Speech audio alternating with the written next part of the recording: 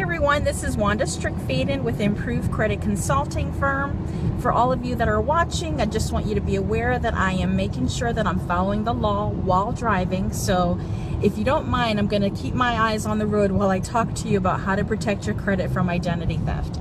First of all, everyone has access to their credit reports. There are ways to pull your credit online, and you'll probably be able to Google credit reports online and find many different websites where you can pull credit. But I highly recommend that you call a professional like Improved Credit Consulting Firm so we can help you. I'll tell you why. There are ways to pull credit where you can pull it, and it's very similar to what a bank would pull, especially if you're interested in buying a car, purchasing a home, establishing credit. There are ways to pull your credit that's very close to what the banks would pull, except that it's a soft pull. It's not a hard pull, which really protects your credit from damage. And we can help you access that credit report through our firm, Improved Credit Consulting Firm. Now, I want to talk to you about how to protect your credit from identity theft. First things first, pull your credit report with all three bureaus. And there, like I said, there is a way to pull it, and we can assist you with that. Now, on top of that, when you're looking at a credit report, there are going to be so many different things on your report, and you're going to wonder, what are you looking at? Well, take your time, okay? Because I know it's going to be confusing, but just take your time with it. You're going to want to look at your credit report, make sure that your personal information is accurate, meaning that they have your first name, your last name correct, that they have your home address is correct, that your employment history information is correct. Then after you look at your personal information, you're going to look at account information, which is all the accounts that are active, things that you've opened up at one point and are still making payments on. And that could be a car loan, a personal loan, a mortgage, student loans, credit card debt. Now, when you're looking at that information, that's important. Check to see if you find an account that you never opened up. Okay, because that's an indication that you may be a victim of identity theft. So, for example, I had a client one time, she came to my office and she said, I want to purchase a home. So when I pulled her credit, she had over $55,000 in debt that did not belong to her, and she had no idea. For years, she had so much debt, and I had no idea that it didn't belong to her. So what we did is I reviewed each and every item with her. I basically asked her, does this credit card belong to you? And she would mention to me, no, I never opened up that card. And then I asked her, does this student loan belong to you? And she says, I was never in that college. I never even opened that line of credit up. So you want to look at accounts and you want to verify, did I ever open up the accounts? And if you did not open those accounts, write down identity theft on a piece of paper so you can remind yourself what needs to be worked on. Okay, now what you're going to do after you verify which accounts belong to you and which accounts may be ID theft, the first things first, you're going to want to contact Experian.com, and you're going to want to put a fraud alert with Experian.com. There is a way to do it by phone, and you can Google, or you can call us, but you can Google how do I put a fraud alert on my credit report, and then a phone number should show up on Google. So once you see that phone number, to contact that fraud department number, what will happen is Experian will take your request. It's an automated message. Basically, it'll say, you know, input your social security number. And once you do that, it'll say, please verify your full name and your full address. Once you confirm that, it'll say, would you like to place a fraud alert on your credit report? And then they're gonna say, you know, click 1 for yes, 2 for no.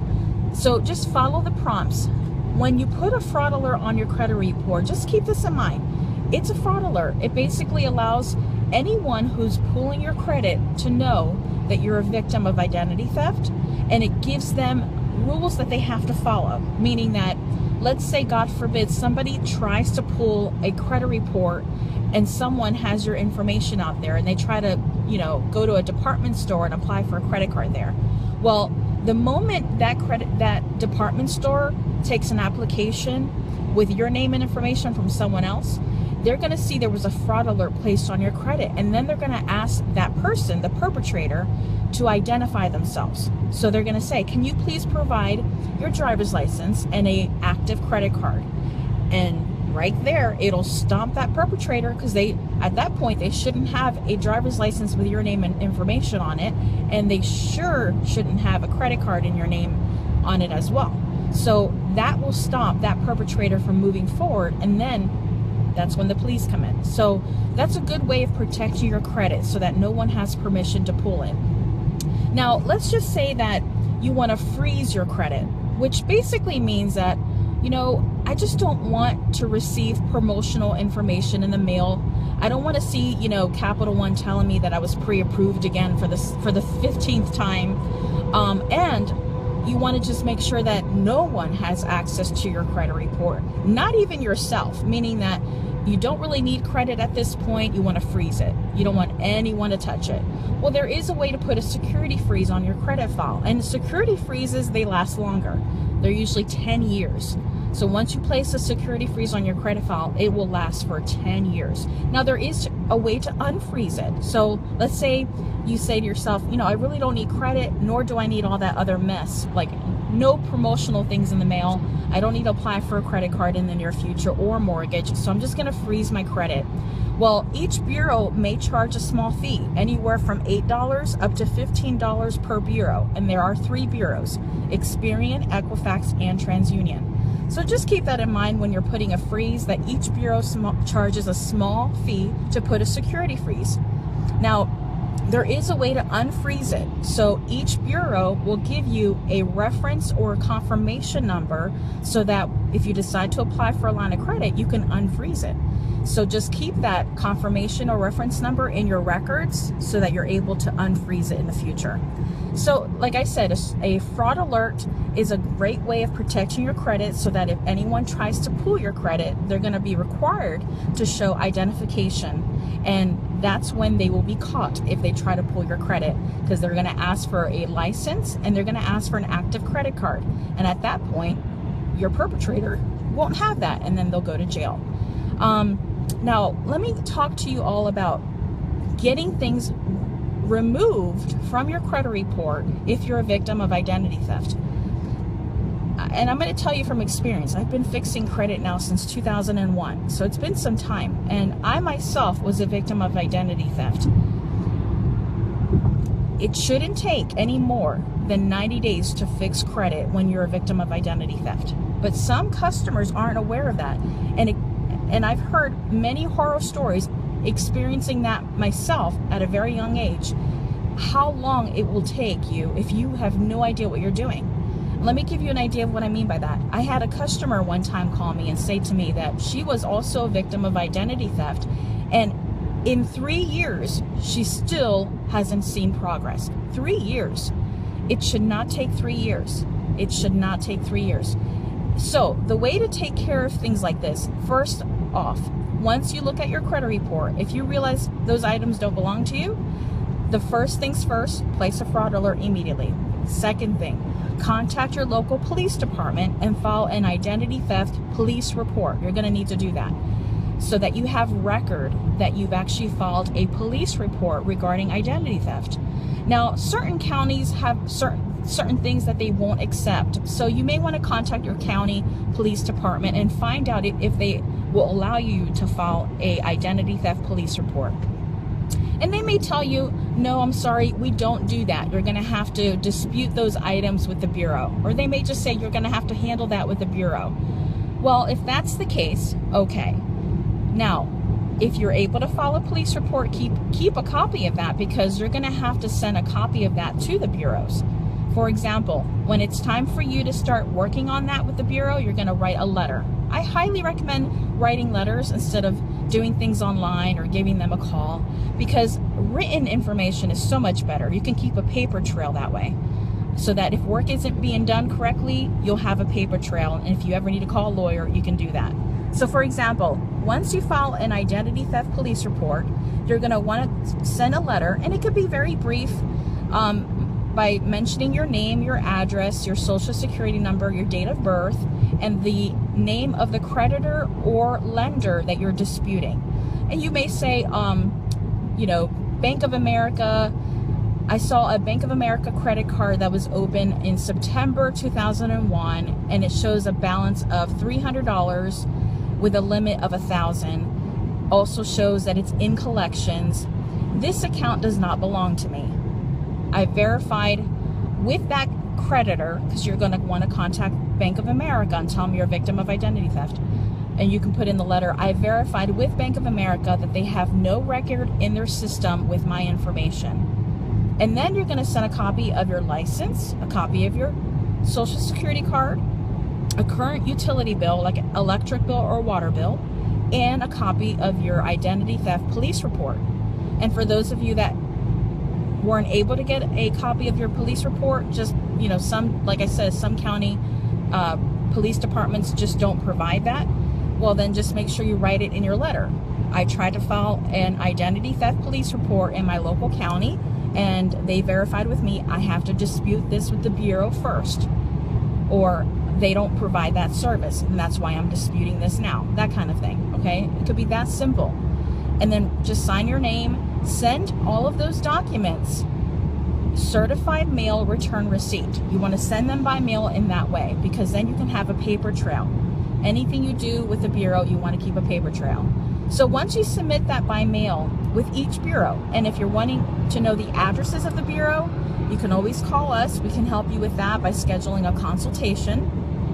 Or you can Google it, you know, I need the address for Experian, or I need the address for Equifax. The other one is I need an address for TransUnion, that kind of thing. But once you get the address, make sure you mail it out to the correct address, certified mail return receipt.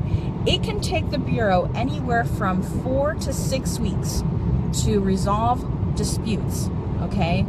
4 to 6 weeks.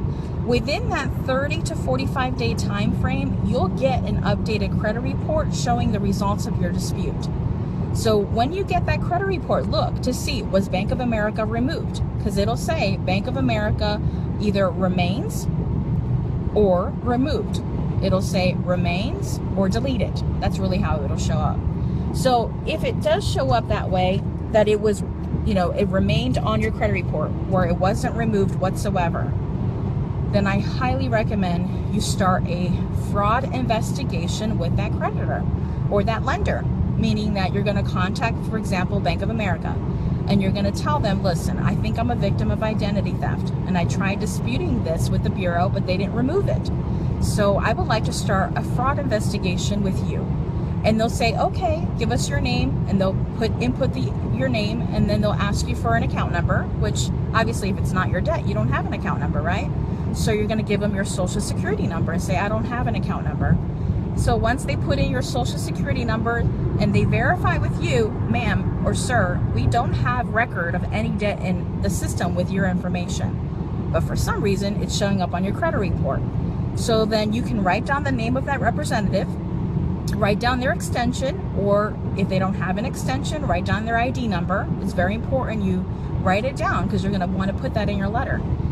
And basically submit another dispute, a second dispute to the Bureau, letting them know that you called the creditor and you spoke with Representative Sandy at extension 123, and she verified that you don't have record of a debt in their system, but there's a debt showing up in the credit report.